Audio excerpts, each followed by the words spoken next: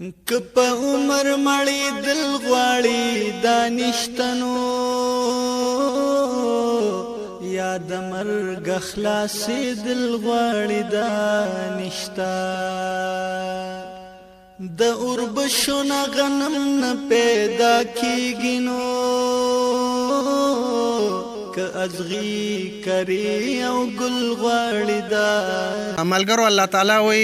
ما یاد کوي زه به تاسو یاد کوم. بالکل جی. زه تاسو ته یو خبره وایم، تاسو د الله دا کور یاد کوي، الله تعالی بس تاسو کورونه د سنگ مرمرو جوړ کړي ان شاء الله. تاسو د الله تعالی د کور کې خپل برخه واچوي، که تاسو دا د سیمټو جوړ کړو الله به تاسو له کورونه د سنگ مرمرو جوړ کړي، ځکه چې الله تعالی وی ما یاد کوي زه به تاسو یاد کوم. نو هغه کې خو څه شک شوبې گنجائش نشته. اعوذ بالله من الشیطان الرجیم، بسم الله الرحمن الرحیم. شروع کوم په نامه د رب ذوالجلال چې ډېر بخښونکی او مهربان ذات دی. ګرانو کتونکو او ګرانو مینوالو، دا مهال زه په خپل کلي په جومات کې ولاړ یم. د دغې د جومات دا ویډیو د سره شریکوم. زمونږ په جومات کې څه مسایل دي هغه هم تاسو سره دغه مشران مې ولاړ دي، کشران هم ولاړ دي، د هغونه به یو څو تپوسونه کوم چې په دې جومات کې څومره خرچه پرې راځي او څومره دغه دي. نو اسلام بادشاه سیر صاحب راول خو تاسو ته ډېره مننه چې تاسو مونږ کال کړو دلته راغلو د جومات ته.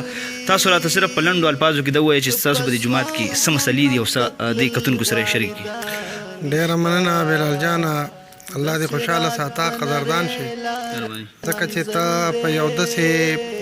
کار پسې بډې والي او راوتی چې دا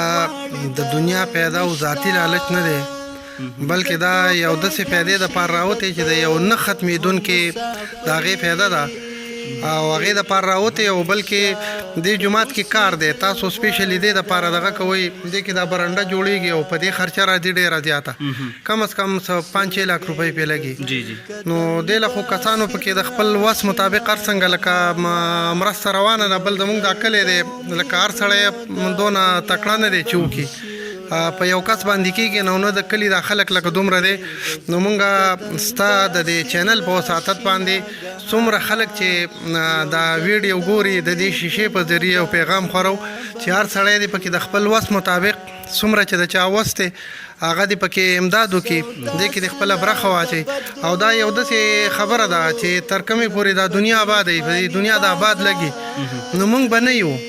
زمونږ راتلونکی نسل هغه به هم نه وي، د هغې نسل به را روانې دي کې به مردونه کوي او هغې خلکو ته به د دې پیدا رسي چا چې به دې کې برخه اچولي، هکه پکې چا مالي طور منډه تړوالي، چا پکې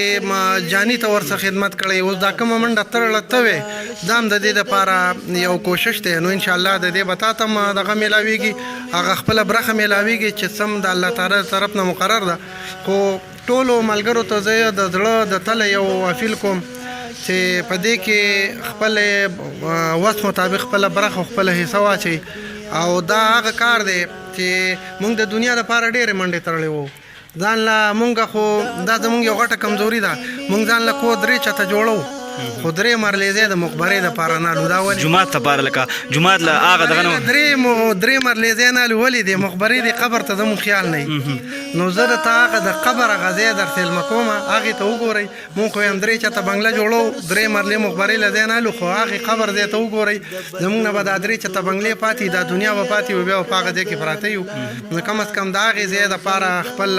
برخه پکې واچوئ. او دا دنیا چې د کمې آباد یو دا جومات وداني، هر څوک چې په دې کې مونځ کوي عبادت کوي ثواب یې دقې خلکو ته الله تعالی رسوي. مونځ به مونږ کوو، نور خلک به کوي، ثواب یې دغې خلکو ته رسي چا چې پکې برخه اچولي. ډېره مننه اسلام بادشاه صاحب، یو جهان مننه. استاد را سره ولاړ دی بختي روان حساس صاحب، د هغه مننه کوم چې په دې ګرمۍ کې راغلی دی او په دې ګرمۍ کې دې خلکو ته که څوک د بل کلي نه بل کلي ته راځي او دې جومات ته مانځل هغوی ته هم ډېر زیات تکلیف وي. حساس صاحب په لنډو الفاظو کې را سره یو 2 خبرې کوم. دا راته ووایه، زه خو بار دنیا کې ډېر ګرځېدلی یم، هندوان دي هغوی په خپلو مندرو باندې دنیا خرچې کوي، آیا مسلمان ولې دې ته ملا یې ورته ماتوي؟ بلال جان وروره، یو وخت داسې و چې مسلمان به خپل جوماتونه هم جوړول، خپلې مدرسې به هم جوړولې، خو هغو به ورسره د انسانیت خدمت هم کا. که په دنیا کې به یو آفت راغی، په دنیا کې به څه مسله راله، نو مسلمان بال ته حاضر و. خو د بده مرغه بیا مسلمانانو خپل دین، خپل کلتور، خپل رسم و رواج پرېښود او هغوی د علم او د حکمت نه په شا شو نو په دې وجه هغو په دنیا کې مغلوب شو. نن هغه کفري طاقتونه، هغه عیسایان، هغه یهودیان،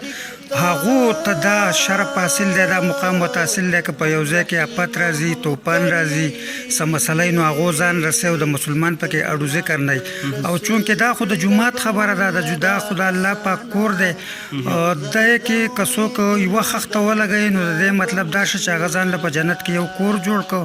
او تر څو پورې چې دا دنیا آباده وي هغه ته به د دې صله میلاویږي. خو زمونږ غټه بدمرغي دا ده چې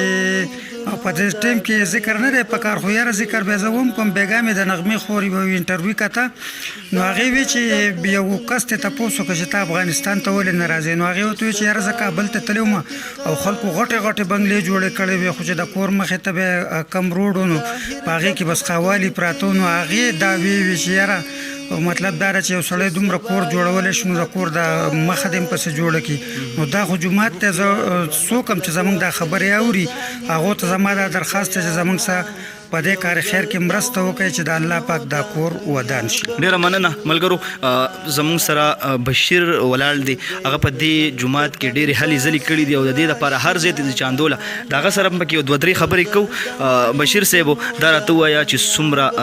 چاندو پسې لاړې، تکلیف پکې څه و، ګرمي وه، هغه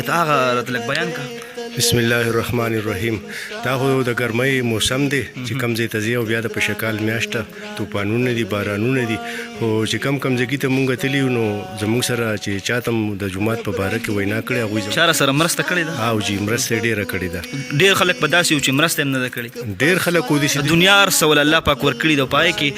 دې طرف ته مرسته نه کړي، نو هغې ته څه وایي؟ هغوی ته دغه وایم چې کله د قیامت ورځ راشي او الله تعالی ډېر غټ غیرتي بادشاه دی، اواز به وکړي شي او انسان به راپاسي او هغه به وایي چې زما سره خو ما خو په دنیا باندې هېڅ صدقه نه وه کړې، خو الله دونه غیرتي بادشاه دی، هغه به ورته وایي چې ای انسانه، ای زما بنده، تا نه وه کړې او ستا دپاره ما دا صدقه کړې ده، دا ستا صدقه ده. نو دا خو د جومات کار دی، که کلی دی، که څوک په لاره ځي هغه ته م وایو، او چې د کلي والو له دا په کار دی چې کله وخت لکه کار کېږي که نه راشي د مټیریل کار چې کېږي یا کډې کنستي کېږي یا د سیخ کار یا نور سي، نو چې کلي والا هم زموږ سره مرسته وکړي او نور خو موږ سهار خپلو بچو له د چپسو پاپړو دپاره ډېرې پیسې ورکوو، نو په دې کې چې م یو 10-100 روپۍ هم زموږ سره امداد وکړي نو ډېره بخي. ملګرو د دې جومات دا صورتحال دی، د تاسو کتی شئ په دې ځای کې دا کډې دي، چت پې نشته. مونږ د خپل دنیا دپاره، د خپل کور دپاره، د خپل دغه دپاره څومره منډې تړلې وو او څومره هلې ځلې کوو، هغه زموږ په کار، هغه د دنیا ضرورت دی، هغه بس وفات شو، هغه پاتې شو. خو دا چې دی دا هغه ځای دی، په هغه ځای کې ولاړ یم چې ته به چې دی نو وفات شي او دا دنیا چې ژوندی وي او دا جومات ژوندي، د هغې ثواب به تا ته دررسي. د کیمرامین ته به ووایم چې دا غونډ دغه ورته وښیي. د زن کدن باخر راشي ناګهانا، یو ځل د امیدونو دا دنیا به مشورانا، سلګۍ د زن کدن باخر راشي ناګهانا، یو ځل د امیدونو دا دنیا به مشورانا. دی ویډیو مقصد صرف دا دی چې تاسو ته مونږ یاد کو چې په دې جومات کې کار روان دی او دغه دی. زمونږ د ویډیو مقصد صرف دا دی چې تاسو د چا د پیسو وس کېږي استازو نو هغه د پیسې راولېږي. څوک دې جومات له سیخ اخیستی شي، څوک دې جومات له چې دی نو کرش اخیستی شي، سیمټ اخیستی شي. نو غونډو ته دغه درخواست دی او څوک وایي چې زموږ د جومات ته ځو او وزټ کوو او دا جومات چې لیدل غواړو، نو هغه مونږ بالکل په دې سکرین باندې نمبر پرېږدو. زمونږ د علي رحمان استاد نمبر به تاسو ته بېښکاري، ډایرکټ د هغه سره رابطه کوه او قاري امیر زیب قاري صاحب نمبر هم راته په سکرین باندې پرېږدم، ډایرکټ د هغو سره رابطه کوئ او په پیج کې زما نمبر شته، ډایرکټ ما ته رابطه کولی شي او څوک وایي چې جومات ته وزټ کوم نو راشئ او د جومات صورتحال چې دي په خپله باندې وګورئ. ډېره مننه ملګرو. یو جهان دا زموږ ملګري ګران چې کوم دي نو هغوی پکې دا خپل مناسب وس دس کړی دی، دا هغه پیلرې وردولي دي، خو اوس د دې دپاره د چت انتظامات پکار دی، په دې کې فرش پکار دی چې دی دا پکې وشي او تاسو له الله پاک چې دی نو ثوابونه ډېر درکړي. دا د ثوابونو هغه ځای دی ملګرو، دې به الله پاک تاسو له په خپله حساب او دغه درکوي. ثواب ده. نو دا د الله کور دی وعده هغه کړې ده خو انسان یې رالیږلی د دې دپاره چې تاسو دا زما کور دی د دې به زه دغه کومه ساتنه کوم خو تاسو له چې کم سرمایهدارو خلکو له الله پاک وس ورکړی دی او هغه دې جومات کې نه لګئ نو یو خبره مې واورئ نو بیا به چې دی نو تاسو به ډېر الله پاک بس بیا په خپلو کارونو باندې بیا ډېر ښه پوهېږي بیا زموږ سره دغه ټایم کې خبرې هم ختمې شي بیا خبرې هم زموږ سره په دغه ټایم کې نه وي خو هغې مسافر وروڼو ته مې خواست دی چې په دې جومات کې څه نه څه مرسته په خپل دیره کې په خپل ځای کې وګرځي او 15 ریال راغونډ کړي او چې دی نو د دې جومات لپاره راولېږي په هر ملک دوبۍ د هر یو ملک باندې اواز کوم اسلام باچا سیر صاحب یو جهان مننه چې دلته رالو دا زه هم ولیدو سوی نور داسې څه دي بیا دا پروګرام راغونډو اخره کې خو ستاسو هم ډېره شکریه ادا کوم او د بخروان حساس صاحب یو جهان مننه ادا کوم چې په دې سره غرمه کې د پشکال په دې ستا ګرمۍ کې د هغه ځای نه راغې او زمونږ د کلي د جومات دپاره خلکو ته یو میسج خور کړو نو د هغه ډېره زیاته شکریه او مننه کوم او یو خبره په اخره کې کومه